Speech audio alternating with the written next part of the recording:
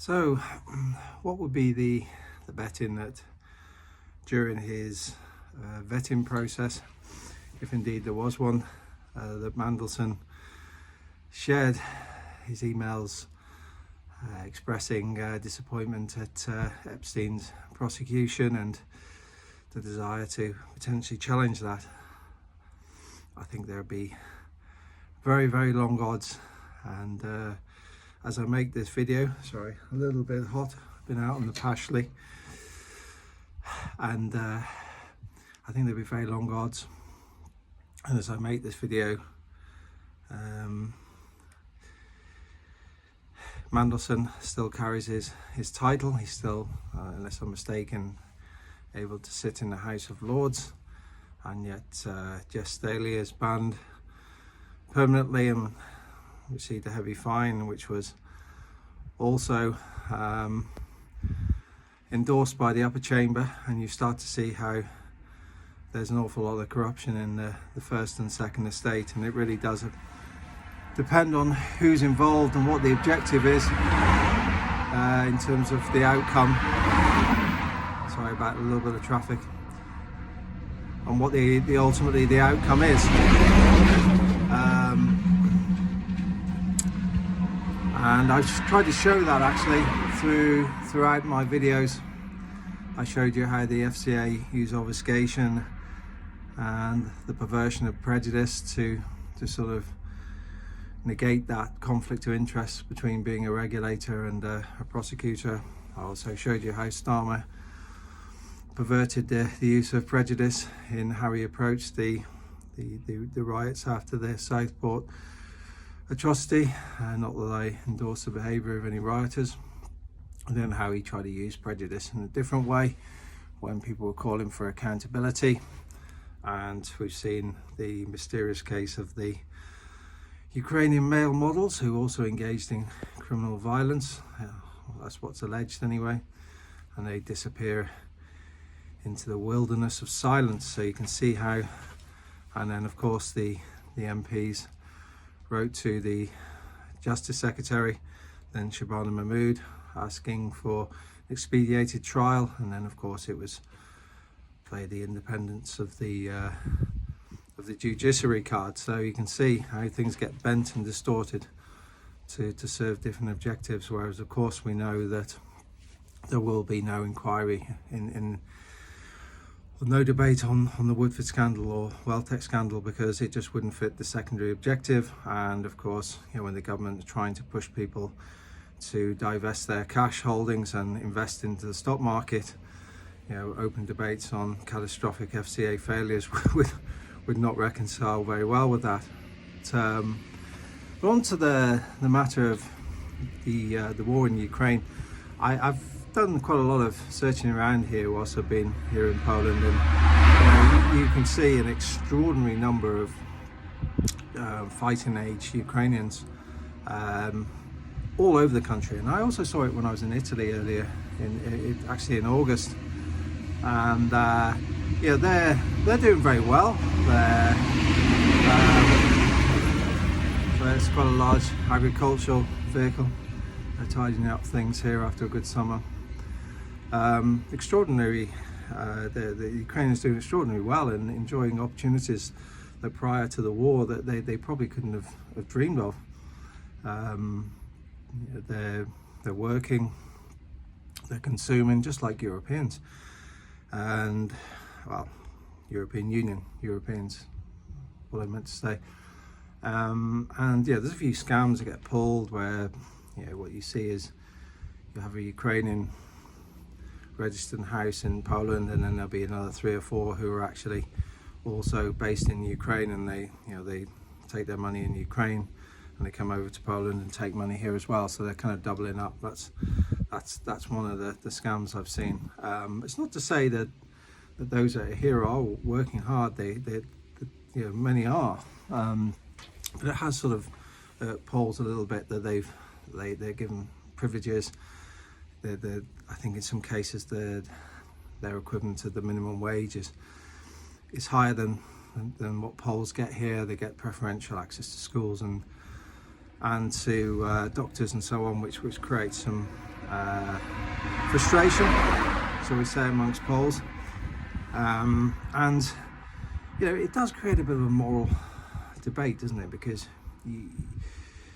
you've got this bifurcated process where you've got lots of fighting age people who have left the country and to pursue opportunities that they wouldn't have ordinarily had, and then you've got those that stay behind on the front line that are, you know, fighting in probably conditions not seen in terms of the attrition of it since the First World War.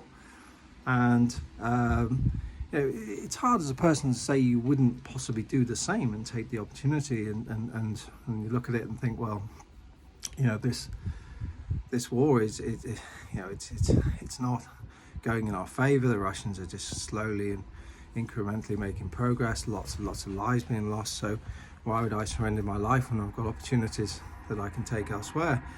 You know, that's of course rational in one sense, but also unfair on those who stay behind and been phenomenally brave. And it also raises questions. If you look at the coalition of the Wallies, led by Starmer and Macron, with you know, two incredibly unpopular people, and backed by Merz, who's also extremely unpopular in Germany, that are pushing for troops to be put into Ukraine. I mean, it's clear that Ukraine is going to have to be partitioned. As I explained, you know, you have to look at the war is almost beginning as in 1991 in independence, where the country was all that time been pulled in two directions. And you know, you can look at, you know, where there's been regime changes. The West have played a part and the Russians have played a part. They've been battling over this territory for a long time. You know, and it's some of it's been intrigue, some of it's been into, as we've seen more recently, as a real hot war. But they're pushing to put you know, troops into Ukraine, and yet how does that reconcile with extraordinary numbers of people who have left and don't see it as a fight worth engaging in, a war that they can win? It all looks very, very odd, and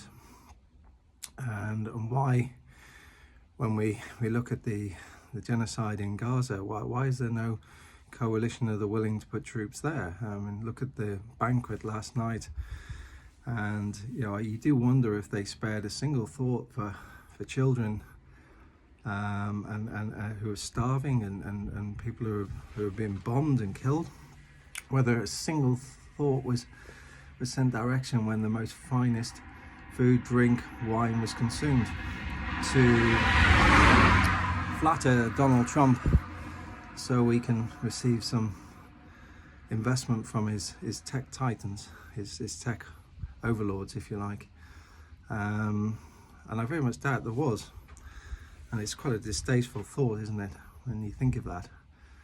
Again, you can see the inconsistencies. There's a desire to push troops into a country where their own people have fled and given up in large numbers, and yet elsewhere where there's a clear genocide taking place, and there is more and more people using this term now, there's no desire to put troops there to protect their rights. And the reality is, those in Gaza, they don't have anything, don't have any money, whereas Ukraine is rich in resources and very fertile, and a land that's been fought over by different empires for centuries. And you can see the difference. It all comes to money. It's all money. And the idea that Donald Trump is a free speech buccaneer is absolutely absurd too. He's a businessman. He wants money, he wants influence for him and his family, and there's really not an awful lot else to it than that. So the idea that people see him as a free speech pioneer is completely ludicrous. And you know, if people say that I'm anti-Semitic, that's quite laughable, and I certainly aren't. Actually, when I was in Krakow, I did go to I like to visit the Jewish quarter of Krakow. There's some lovely places to eat, and also when you're there you can pay respect those Jews who lost their lives and suffered genocide themselves. And there was a restaurant that we visited. It's a Jewish restaurant, and they had a nice slogan on the wall saying make hummus, not war. And I think that sums it up really, really well. You know, why can't you just enjoy each other's cultures, food, and just get along? You know, it's only a few people that instigate wars. The majority of people don't want them. And there's that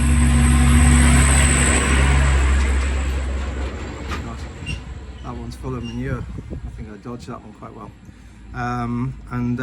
There's only a few people who benefit from wars, and the liabilities from the wars always land on the shoulders of the many, whether it be loss of lives or the financial liabilities that are racked up. And in terms of Trump's entourage that are with him, yes, as I told you, it would be shop windowed with big tech investment in AI and data centers and all, but behind it there is there are machinations to finance the reconstruction of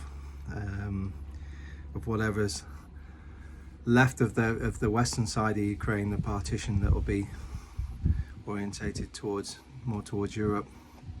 And that's already started anyway in some respects, because the US weapon sales are being financed by the European NATO members, so all that's already started to fall onto the third estate. And there'll be more of this, and because Britain, France and other European nations are in dire financial straits and they can't afford it, so a lot of the money will ultimately be put up by private equity,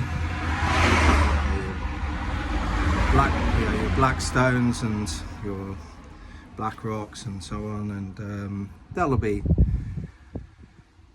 put up the money. They'll be off balance sheet in terms of debt to GDP, but the servicing of that investment will be effectively guaranteed by governments and will fall on to the third estate. So we'll end up paying a huge amount for Ukraine one way or the other, and it's a war really nobody asked for.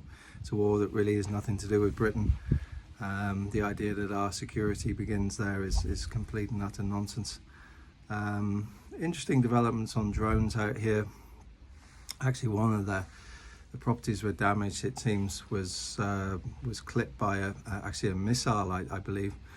So I assume it missed the drone, and I think the sensitivities about that is, given where it is and the response that you can see, it's quite possible that the pilots were not Polish. So there were other NATO members, so I guess they have to handle that a little bit carefully. So I'll be sorry to leave here. I'm administratively British, but I feel more my heart's out here. But I have to come back. There are, I've spoken in previous videos about coordinated coercion, that and that's stepped up a little bit in another area we've been keeping an eye on. And so there are scores to settle, there are matters to address. So that's where my attention will turn when I get back home. Speak to you soon. Bye.